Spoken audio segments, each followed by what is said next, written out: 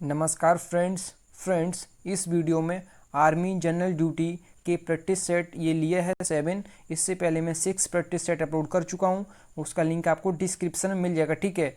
और इस वीडियो में 50 क्वेश्चन लिए हैं जैसे कि आर्मी जनरल ड्यूटी में पूछे जाते हैं, ठीक है। तो आप वीडियो को बिना स्किप के पूरा देखें और चैनल पर पहली बार आए हैं जरूर सब्सक्राइब करें, बेल आइकन को प्रेस करें।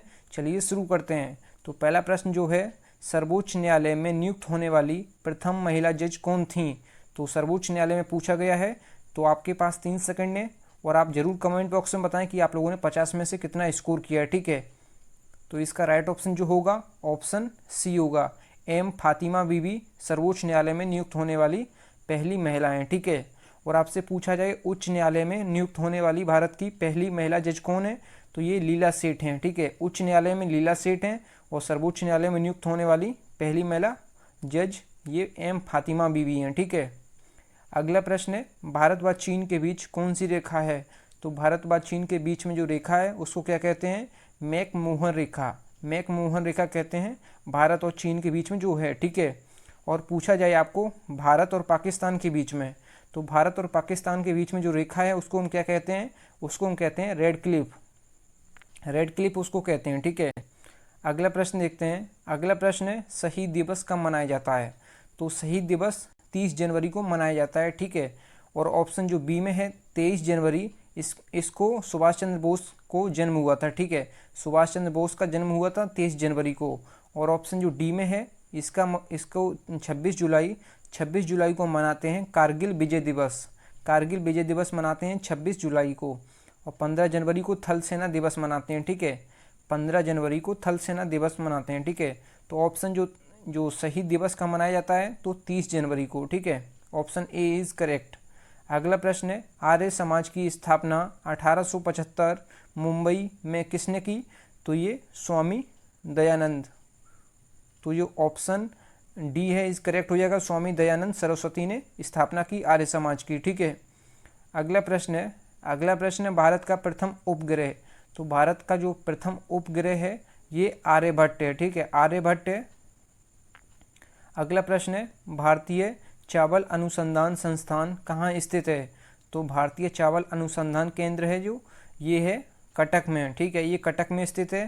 फ्रेंड्स, अगर आपने वीडियो को लाइक नहीं किया तो फटाफट लाइक कर दें और अपने फ्रेंड्स में जितने भी आपके फ्रेंड्स हैं, ग्रुप हैं, उसमें सारे में शेयर कर दें आप, ठीक है। अगला प्रश्न है, पेंटागन कहाँ स्थित है? तो पेंटागन जो है ये अमेरिका के वॉशिंगटन में स्थित है, ठीक है। Option D is correct. अगला प्रश्न है, पोंगल निम्न में से किस राज्य का त्यौहार है? तो जो पोंगल है ये तमिलनाडु का त्यौहार है, ठीक है। Option b is correct. अगला प्रश्न है, केरल राज्य में कौन सी भाषा बोली जाती है? तो केरल जो राज्य है इसमें मलयालम बोली जाती है। Option A is correct. अगला प्रश्न है, राज्यपाल की नियुक्ति कौन करता है? तो राज्यपाल की जो नियुक्ति है ये राष्ट्रपति करते हैं, ठीक है। अगला प्रश्न देखते हैं, सीमांत गांधी के नाम से कौन जाना जाता है? तो सीमांत गांधी के नाम से खान अब्दुल गफ्फार खां को जाना जाता है, ठीक है। ऑप्शन सी इज़ करेक्ट हो जाएगा इसका। अगला प्रश्न देखते हैं, क्वेश्चन नंबर 12, भारत में प्रथम रेलगाड़ी मुंबई से कहाँ के लिए चली? तो भारत में जो पहली रेलगाड़ी है ये मुंबई से थाने के बीच में चली और ये कब चली? 16 अप्रैल 1853 में ये चली, ठीक है। 16 अप्रैल 1853 में चली थी मुंबई से थाने के बीच में, ठीक है। ऑप्शन बी इज करेक्ट हो जाएगा इसका। अगला प्रश्न है, ईटानगर कहाँ की राजधानी है? तो ईटानगर जो है ये अरुणाचल प्रदेश की राजधानी है। और आपको पता होना चाहिए जो नागालैंड है, नागालैंड की राजधानी क्या है? तो नागालैंड की जो राजधानी है ये कोहिमा है, ठीक है। और जो ऑप्शन बी में दिया है त्रिपुरा की जो राजधानी है ये है क्या है? ये है अगरतला, ठीक है, ये है अगरतला। और ऑप्शन जो डी में दिया है असम की जो राजधानी है ये है दिसपुर। अगला प्रश्न देखते हैं, अर्जुन पुरस्कार निम्न में से किसको दिया जाता है? तो अर्जुन पुरस्कार जो है ये खिलाड़ियों को दिया जाता है, ठीक है। और अर्जुन पुरस्कार जो की स्थापना कब हुई थी? ये 1961 को इसकी स्थापना हुई थी, ठीक है।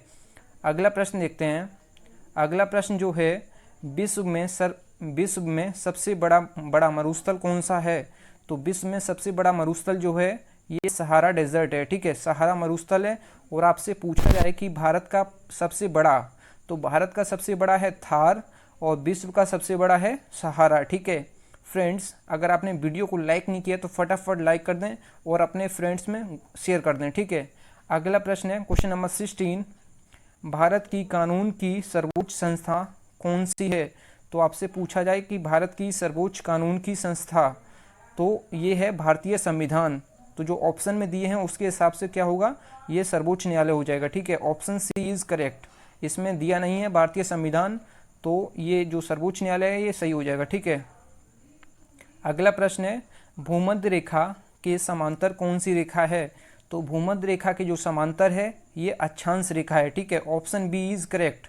अगला प्रश्न है नेचर क्योर के रचनाकार कौन हैं?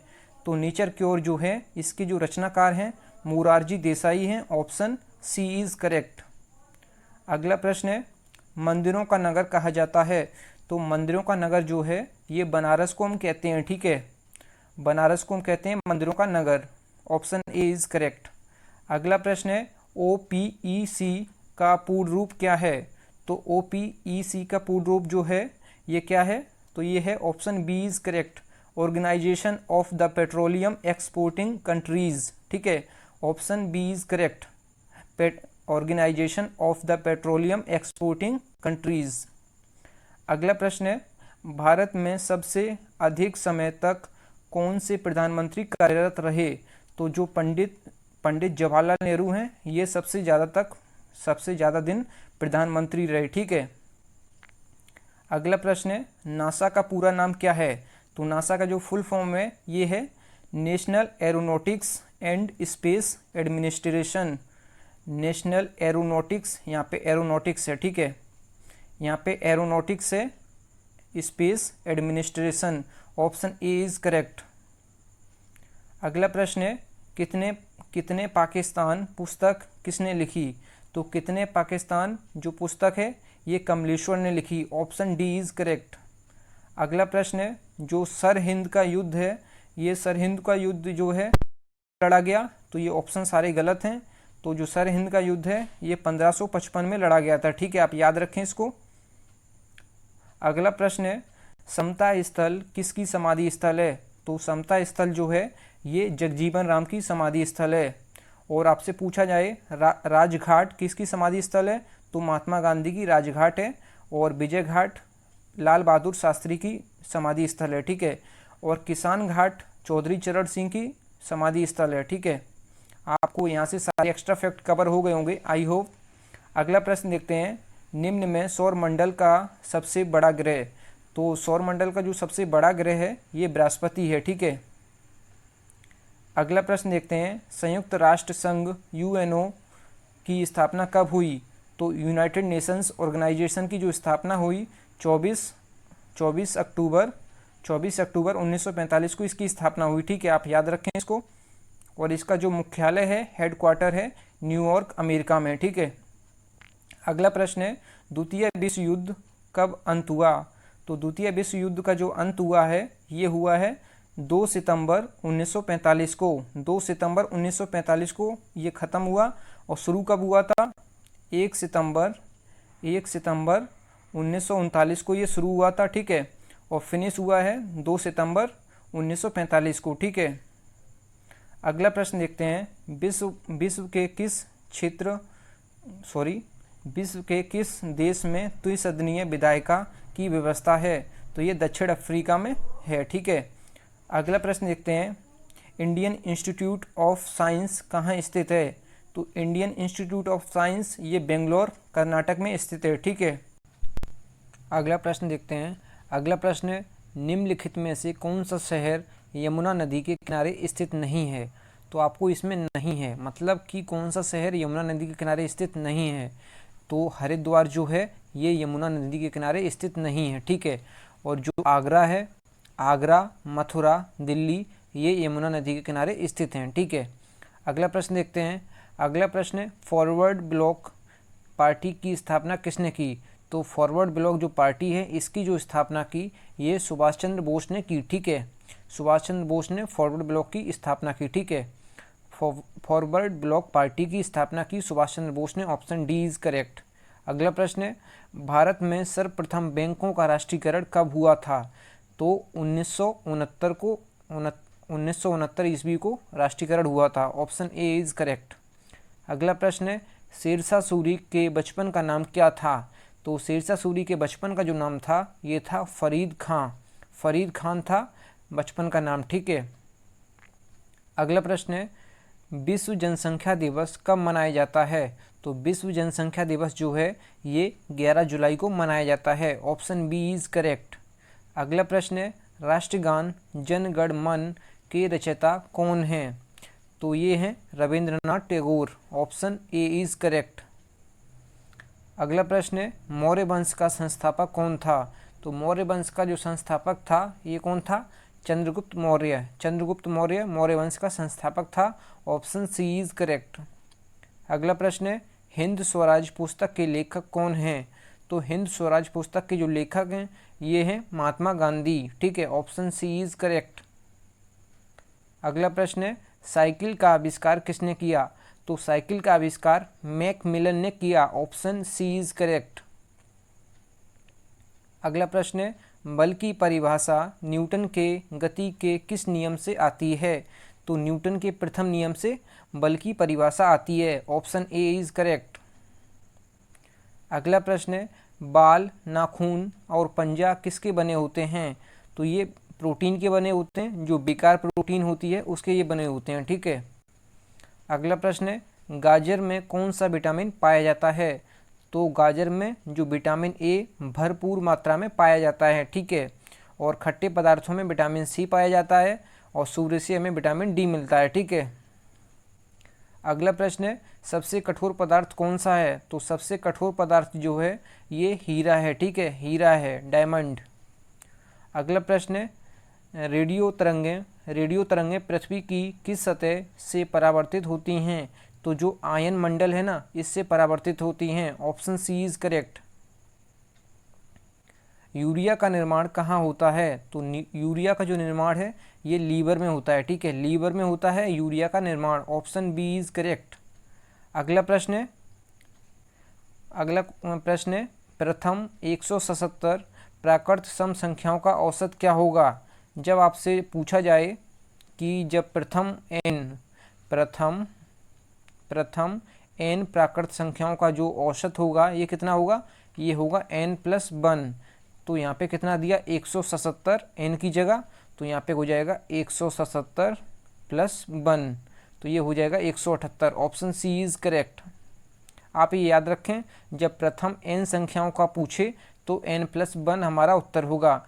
तो n है 177 और +1, ठीक है, तो हो जाएगा 178। Option c is correct answer हो जाएगा, ठीक है।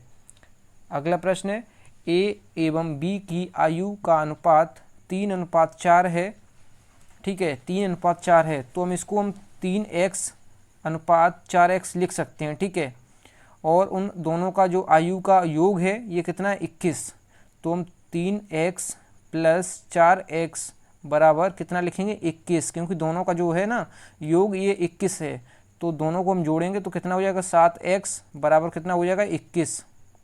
ये हो जाएगा 21। तो x बराबर कितना निकाले हम? तो x बराबर निकलेगा 21/7, तो ये निकलेगा 3 हमारा निकलेगा x बराबर, ठीक है। आप इसको याद रखें, x बराबर 3। तो जब x बराबर हमारा निकला कितना? 3, तो जो हमने शुरू में निकाला था 3x/4x जो हमने ये निकाला था, तो इसमें पूछा है आगे कि 3 वर्षों बाद उनकी आयु का अनुपात। तो 3 वर्षों बाद, ठीक है, तो 3x + 3, क्योंकि +3, ठीक है, +3 क्योंकि 3 वर्षों बाद पूछा है। तो इतना हो जाएगा अनुपात 4x + 3, क्योंकि ये भी अनुपात है, ठीक है।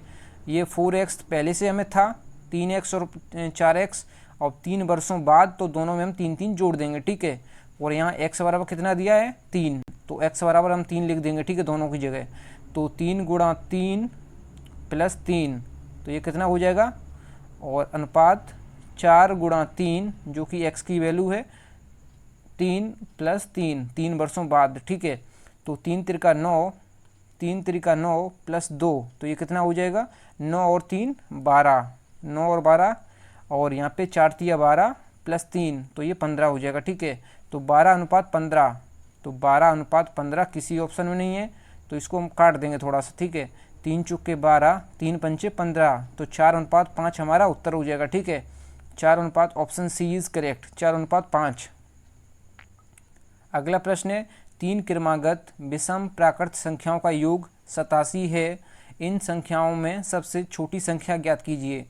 तो हम प्राकृत संख्या जो मानते हैं 3 प्राकृत सम विषम, तो 3 क्रमागत विषम प्राकृत संख्याएं। ठीक है, तो हम कौन कौन सी मानेंगे, तो x, ठीक है, x और x+2 जब विषम बताई जाए तो x+ सम आएगा। ठीक है, x+ में सम आएगा, और x+4, इतनी हम मानेंगे 3 संख्या। ठीक है, 3 पूछा है तो 1 2 3, 3 संख्या हमने मान ली। ठीक है, तो हम इसमें योग दिया है तीनों का, कितना दिया है 87, तो हम लिख लेंगे पहले x, x+2 और x+4, इसका जो औसत दिया है, सॉरी यहाँ पे योग दिया है, ये दिया है 87, तो हम सबको जोड़ेंगे x x x, मतलब 3x, और फिर 2 और 6, तो ये 6 हो जाएगा यहाँ पे, बराबर 87। ठीक है, तो यहाँ पे 3x बराबर लिखेंगे कितना, जो 6 जब इधर जाएगा तो 87 - 6, तो ये कितना हो जाएगा 3x बराबर 81, 3x बराबर 81, तो x बराबर हमारा कितना होगा 27, x बराबर हमारा हो जाएगा 27। ठीक है, तो x बराबर 27, तो सबसे छोटी इसमें पूछा। ठीक है, इसमें सबसे छोटी संख्या पूछा है, तो सबसे छोटी हमारा होगा क्या x, और x बराबर कितना हमने निकाला यहाँ 27, तो हमारा 27 उत्तर हो जाएगा। ठीक है, ये सारे ऑप्शन गलत हैं।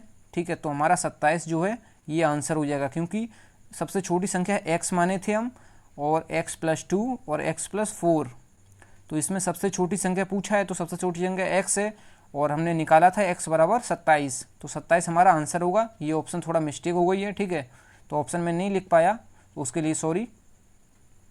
अगला प्रश्न है 20 व्यक्ति एक काम को 12 दिन में पूरा करते हैं, तो उसी काम को 8 दिन में कितने व्यक्ति पूरा करेंगे। ठीक है, तो आप एक ट्रिक याद रखिए, जब P1 व्यक्ति किसी कार्य को T1 समय में करते हैं, तो फिर T2 समय में कितने व्यक्ति कार्य करेंगे।